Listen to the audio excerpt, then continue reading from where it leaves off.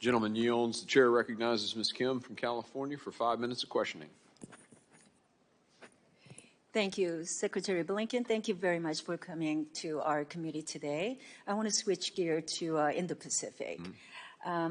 Last month, CCP orchestrated the passage of the draconian Article 23 legislation in Hong Kong that is part of, as you said, intensifying repression and could be applied outside of its borders as part of China's ongoing campaign of transnational repression.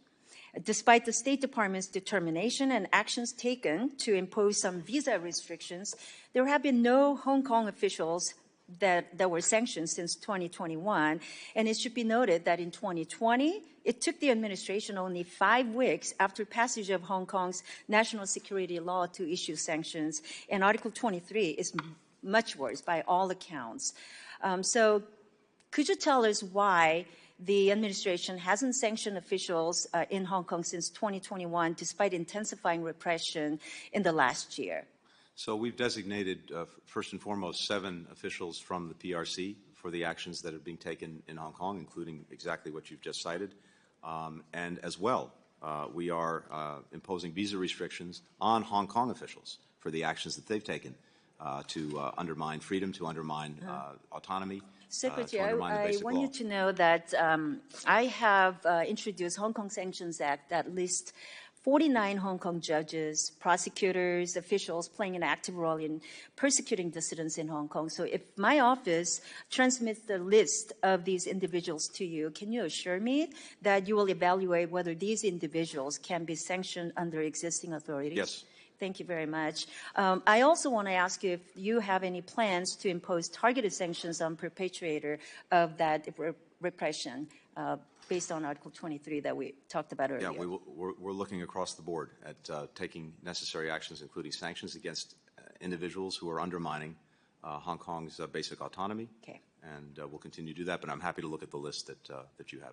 Thank you. Let me turn to Korean Peninsula issue. Special Envoy Julie Turner was finally sworn in by the State Department last October, but as you know, she was confirmed by the Senate, and it took months before she was finally sworn in by your department. So while I'm pleased that she's in the position and carrying out the mandates as noted by the legislation that we passed, I'm concerned that the Special Envoy office is not given the proper attention by the State Department leadership. I've also heard some concerns from outside stakeholders that the office relies on staff from the Korea desk and other offices to carry out its mandate. So can you tell us what you are doing to ensure that the Special Envoy and the office of Special Envoy in Human Rights in North Korea is given all the tools it needs to fulfill that mandate based on that legislation? Well, in fact, I think as we speak, Special Envoy Turner is in Korea right now, in South Korea, working on this critical portfolio. And yes, I'm going to make sure that she continues to have the resources, the support that she needs. And in all of our engagements with... Does she have a separate staff just dedicated to that, so she doesn't have to outsource staffing and support from other offices? We want to make sure that she has what she needs, but of course it would help if we got our budget passed and we were able to actually resource the department, including with the staff that we need across the department. Let me talk to you about Taiwan. As you know, Taiwan is a critical public health partner to the U.S. and plays an important role in the global health community. And you know, I passed the legislation, Taiwan WHO Act, that was signed into law 2 years ago.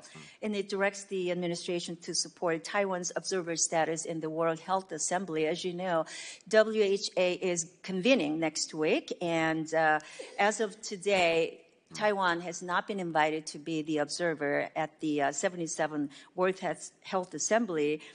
So what is the status of the State Department and your plan to implement this legislation and ensure Taiwan has a seat at the table?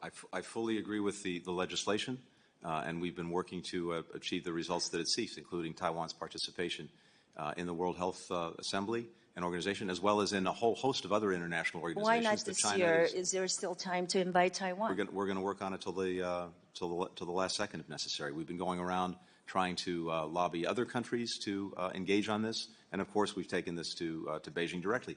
It denies to people around the world the benefits of the extraordinary knowledge and expertise that Taiwan has and Taiwanese have. Right, seeing Taiwan has been time and time again how reliable a health partner it is. I think it's critically important that you do more to make sure Taiwan has a seat there. Yeah, I agree Thank with you you. very much. My time's up. I yield back. Gentlelady's time has expired. The chair now recognizes the gentleman from California, Mr. Liu, for 5 minutes. Thank you, Madam Chairwoman.